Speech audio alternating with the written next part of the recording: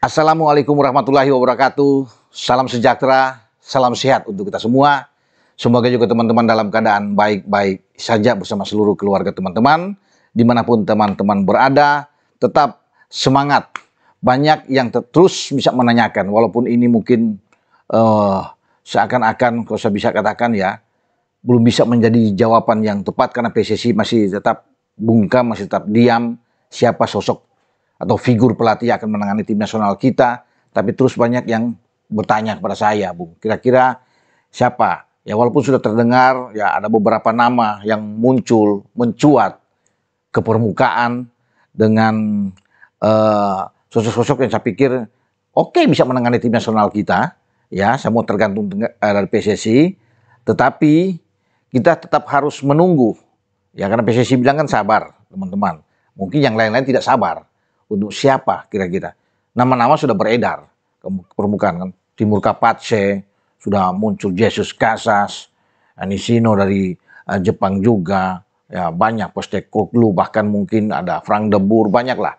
Ya bahkan mungkin Pak Ketua pernah bilang ini mungkin dari Eropa juga bisa menangani, termasuk dengan Paulo Bento juga, itu bisa banyak, tetapi tetap masih misterius.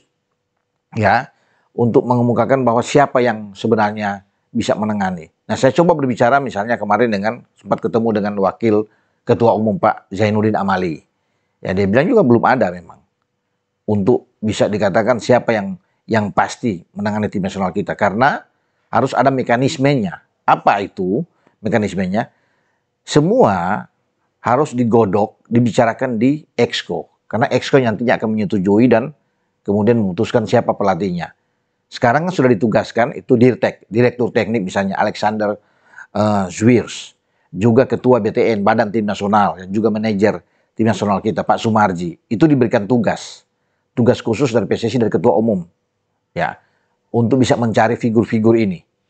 Siapa yang akan bisa menangani tim nasional kita? Ya, ada 10 nama, mengerucut jadi 5 nama.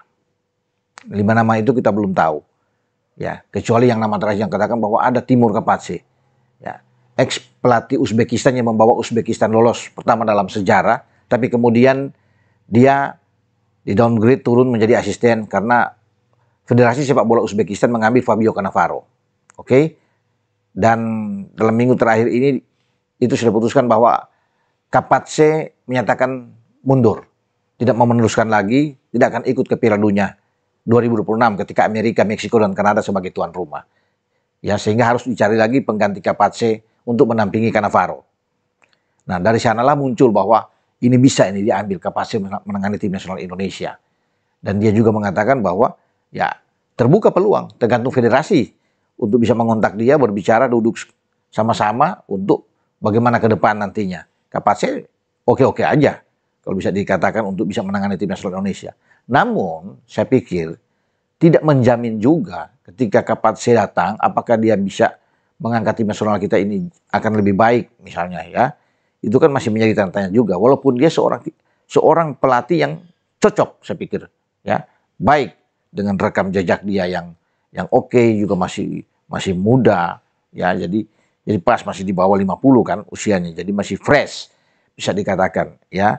Nah, makanya kita akan tunggu saja ya siapa-siapa 5 nama itu, karena mereka menurut Pak Amali itu wajib untuk bisa mempresentasikan apa yang mereka harus lakukan. Sama seperti STY ketika mengambil pertama kali, STY itu dan Luis Mia, itu sama-sama mereka diminta untuk memaparkan program mereka, roadmap mereka ke depan bagaimana untuk menangani tim nasional.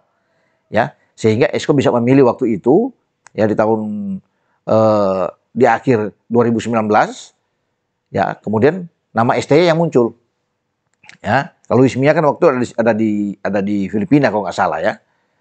Ketika itu. Sementara STY itu presentasi ada di Kuala Lumpur.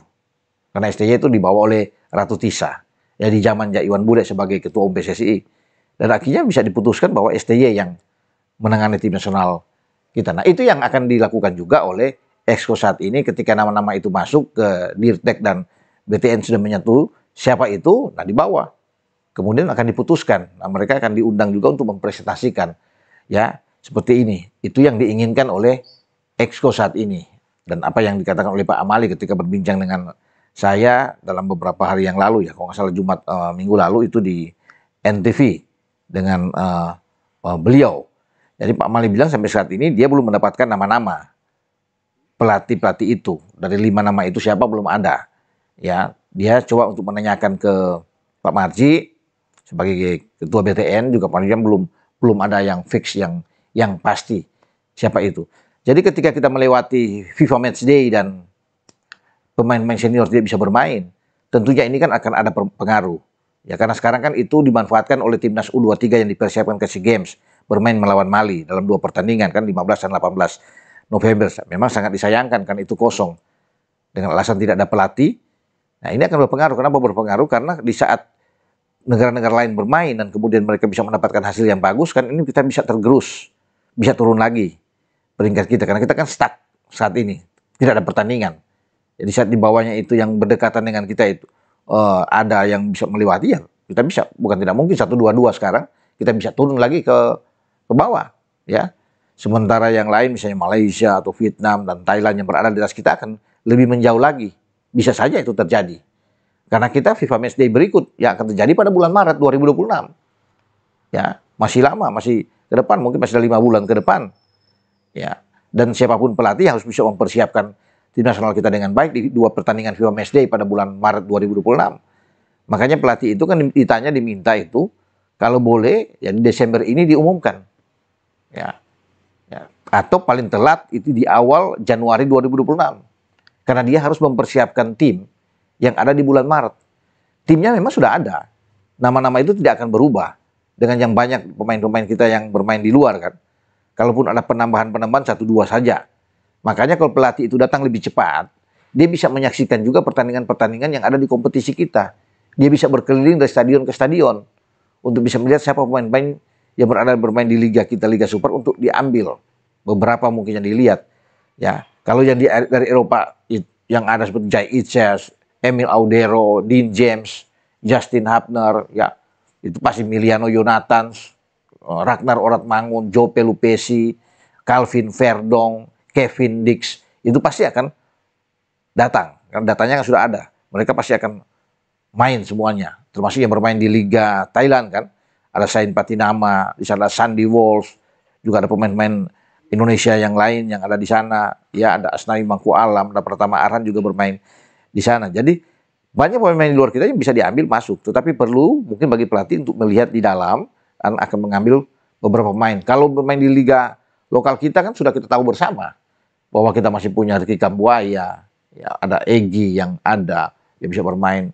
Ya kita bisa ada Mark Klok, bahkan seorang Tom Hai dan Eliano Reinders bisa diambil yang sekarang bermain di Persib Bandung. Ya itu bisa ada Beckham Putra juga, yang bisa ada Vano yang bermain di Dewa. Ada Sayuri bersaudara yang bermain di Malut United. Nah itu kan bisa ada Hernando tentunya kita tahu bersama yang bermain di Persibaya. Juga dengan Nadeo yang bermain di Borneo. Dan mungkin ada satu pemain lagi yang masih bisa direkrut oleh pelatih baru yang sedang bagus. Adam Alis yang bermain di Persib Bandung. Ya sedang bagus-bagusnya. Seorang gelandang dia yang beberapa kali bisa mencetak gol, menyelamatkan Persib. Jadi bukan tidak mungkin dia bisa direkrut lagi. Makanya itu pelatih perlu kalau mepet-mepet di bulan Maret tahun depan diambil, nah dia akan mungkin kesulitan untuk bisa mengambil pemain-pemain baru lagi.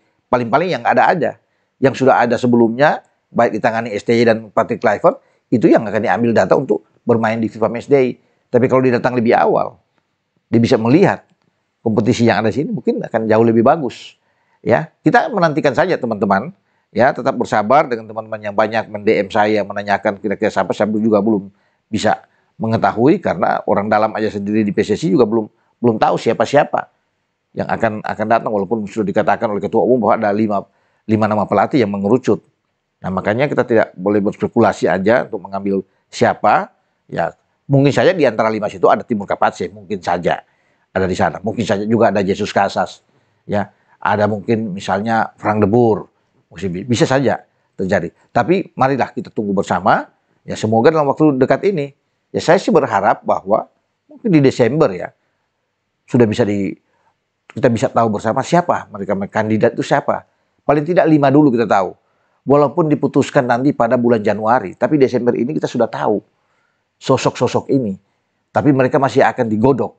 Ya, dikatakan digodok 5 ini, nama 5 ini baru diputuskan pada awal. Bisa saja itu terjadi. Tapi kita perlu tahu. Tapi ya, kembali ke PSSI.